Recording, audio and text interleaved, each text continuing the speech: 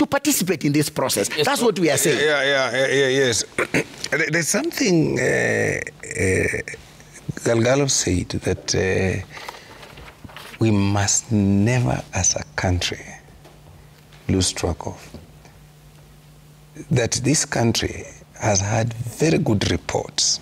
He was very clear, and he even said, what happened to Ahiro report, what happened to Fatuma Chege report, we are now here, okay? And Amos was even more categorical and said, look, the same people, the same ministry that was telling Fatuma Chege or Ahiro that we are not ready, they came to Fatuma Chege and said we are ready. Now today they are saying this is not doable.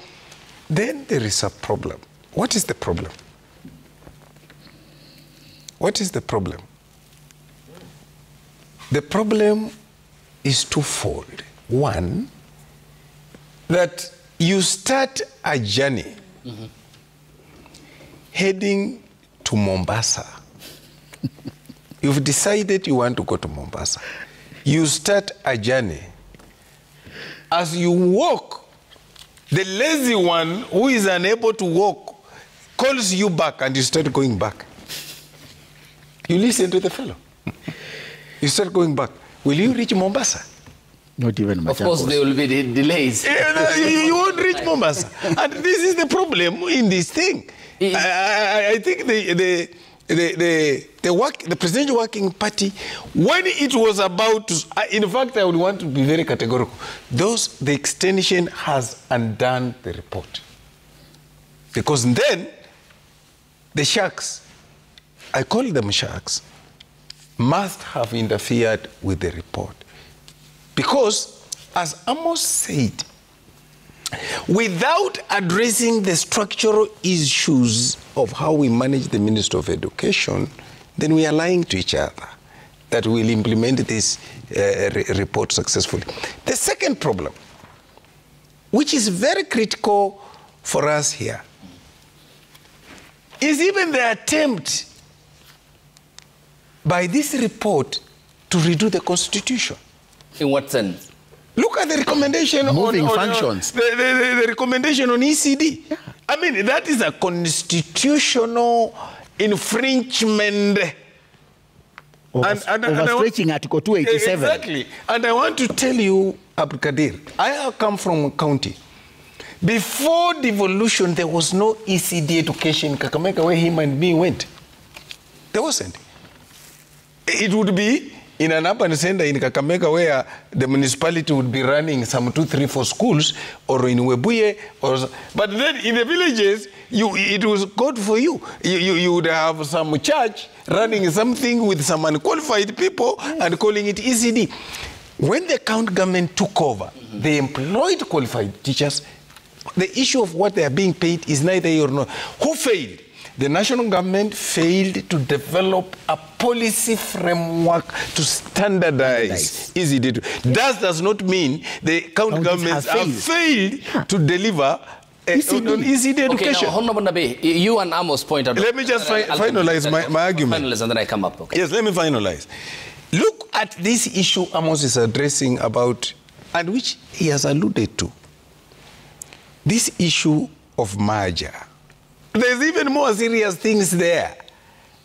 And I want to say this. I can see the effect of having so many professors and former vice-chancellors sitting vice-chancellors in that committee. For public universities, not for private. Yes. Yeah. I can see it here in this report. I'll tell you.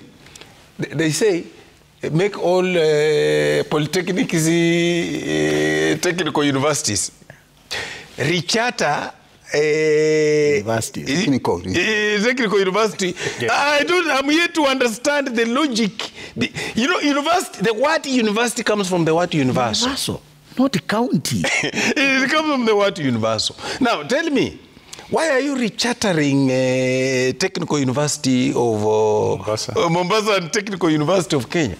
Why are you rechartering it? Okay. And you are not saying, then because Nairobi University has been offering a diploma and certificate, then therefore, can we also recharter it? Charter it. Now, I Honorable mean, Nabii, you Because they guys were are not there Amos, to defend themselves. I'll come to Dr. and Professor. You and Amos point out where the line of responsibility lies. Yeah. It's with the national government, and to be specific, the Ministry of Education. And you sound in your submission, to be clear, is that the content of this report wasn't consultative in the sense that the views of key stakeholders, for example, private universities and others, were not taken either or were ignored. This is a ministry that has an allocation of more than $500 billion. More than It that. is almost 700 billion. 628 billion. Yeah. In fact, I say it should go to 1 trillion. What then is the problem? I mean, if we have talked about the structure, if we are talking about the source, the teachers' pupil ratio at the secondary and at the primary level, which informs why we have universities. I mean, and we have a president who is very keen on education. Even yesterday he cited when he served in the docket as the minister for higher learning or higher education. Who then needs to take up responsibility? Let me tell you, you have asked where is the problem. The problem is in accountability. It's a basic thing. It is in accountability. Now, what are we saying here with Amos? Or what am I saying? What I'm saying here is, if professor here has been running a unit or is adversely, and Kalgalo here has been running another unit very well, why would you be transferring functions that Kalgalo has been running very effectively to professor here, and you have not restructured the way professor runs his systems? That's my problem. Okay. And let me just add to that, that the reason why the 2010 Constitution